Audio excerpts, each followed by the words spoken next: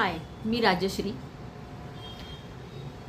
आपल्या आयुष्यामध्ये सर्वात महत्त्वाची गोष्ट जर काही असेल तर ती आहे हेल्थ. येस, तुमची हेल्थ जर चांगली असेल तर आयुष्यात कोणताही प्रसंग येऊ देत तुम्ही निभावून नेऊ शकता. येस, तुमच्यामध्ये कोणते गुण आहेत किंवा तुम्ही काय शिकलेला आहात किंवा तुमची बॅकग्राऊंड काय आहे, तुमची फायनान्शियली बॅकग्राऊंड काय आहे, तुमचं घरामध्ये वातावरण कसं आहे, ह्या सगळ्या गोष्टी महत्त्वाच्या आहेतच. पण तुमची हेल्थ तुम्ही रोज काय काय करून, म्हणजे कोणत्या कोणत्या गोष्टी करून ती चांगली ठेवताय. आणि हेल्थ म्हणजे फक्त शारीरिक नाही तर तुमचं मन आणि शरीर हे दोन्ही तुम्ही कशा पद्धतीने ठेवता आहेत त्याच्यावरती तुमचा आयुष्य कशा पद्धतीने तुम्ही जगता ते ठरतं. तुम्ही किती वर्ष जगलात यापेक्षा तुम्ही जोपर्यंत आहात तोपर्यंत तुमची हेल्थ कशी आहे आणि शेवटच्या क्षणापर्यंत तुम्ही कशा पद्धतीने जगता हे जास्त महत्त्वाचं आहे. म्हणजे आता समजा तुमच्या आयुष्यामध्ये सगळं चांगलं चाललेलं आहे, म्हणजे अगदी तुम्ही काय शिकत असाल किंवा काही नोकरी करत असाल, बिझनेस करत असाल, तिथे सगळं चांगलं चाललेलं आहे, म्हणजे तुम्हाला छान मार्क मिळत आहेत किंवा तुमचे नोकरी करत असाल तर प्रमोशन होतं आहे, बिझनेस करत असाल तर त्याच्यामध्ये तुमचं छान पैसे मिळत आहेत, बिझनेसमध्ये ग्रोथ होत आहे. हे सगळं पाहिजेच आहे, म्हणजे हे गरजेचंच आहे. पण जेव्हा सगळं चांगलं चाललेलं असताना आनंदात राहणं हे फार काही अवघड गोष्ट नाही आहे. पण जेव्हा तुमच्या आयुष्यामध्ये असं काहीतरी घडतं की असं म्हणायला लागतं की यार वाट लागली,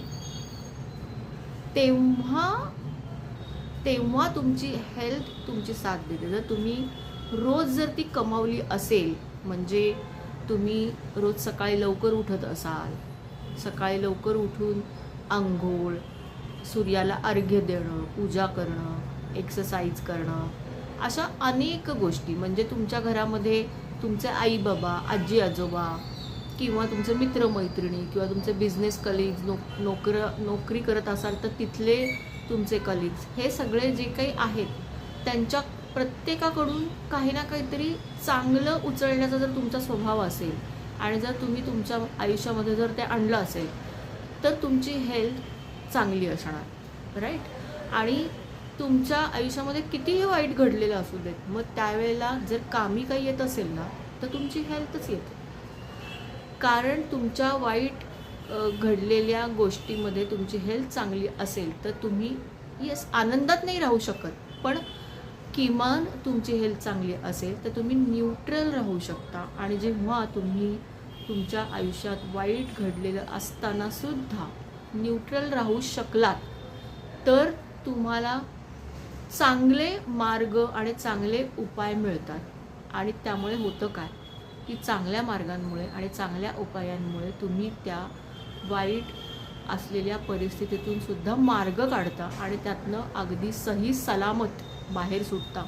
आणि जेव्हा तुम्ही एखाद्या वाईट गोष्टीतून सही सलामत बाहेर सुटाल त्यावेळेलाच तुमचं पुढचं चांगलं आयुष्य सुरू होऊ शकतं आणि तुमचं ग्राफ चांगला होऊ शकतो पुढचा. तर हेल्थ ही सर्वात तुमची आयुष्यातली प्रायोरिटी असली पाहिजे.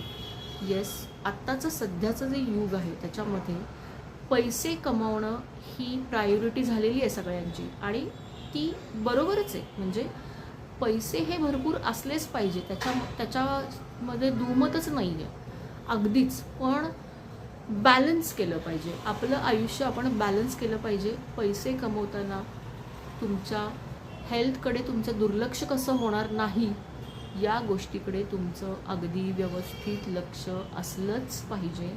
त्याशिवाय तुम्हाला कोणताही पर्याय नाही.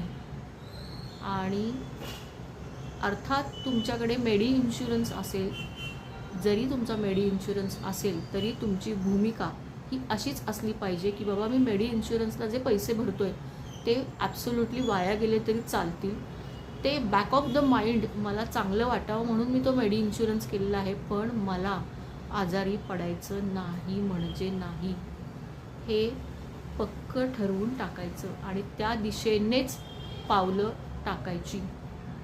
म्हणजे त्यांनी काय होईल, असं ठरवल्याने तुम्हाला एक एक मार्ग सापडत जाईल. आणि जेव्हा तुम्ही पक्कं ठरवता की तुमची हेल्थ चांगली असली पाहिजे, तर तसे मार्ग तुम्हाला मिळत जातात आणि तुम्ही आजारपणामधून बाहेर मुळात आजारी पडायचंच नाही आहे.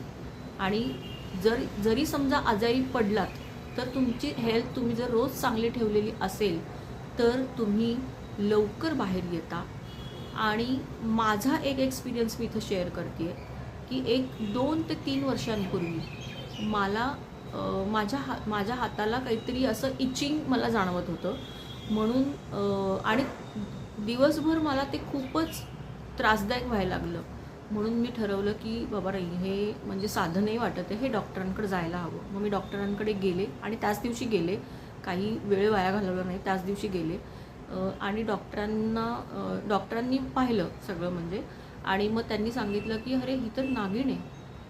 तर माझ्या घरातल्यांनी आणि मित्रमैत्रिणींनी खूप असं त्यांना असं वाटलं की बापरे नागिण झाली आहे म्हणजे आता काही खरं नाही आहे आणि आता हे वर्षभर तरी हे आजारपण हे दुखणं राहणार आहे.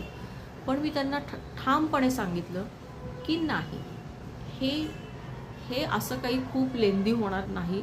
आणि ते ठाम ठरवल्यामुळे तुम्हाला गंमत वाटेल की ज्यावेळेला मी त्या म्हणजे दवाखान्यामध्ये क्लिनिकमध्ये गेले होते तर फक्त मला दुसऱ्यांदा मी जेव्हा गेले त्यावेळेला नागिण नव्हती. 15 दिवसांचाच कोर्स मी केला आणि त्याच्यामध्ये ते बरं झालं होतं ॲब्सोल्युटली.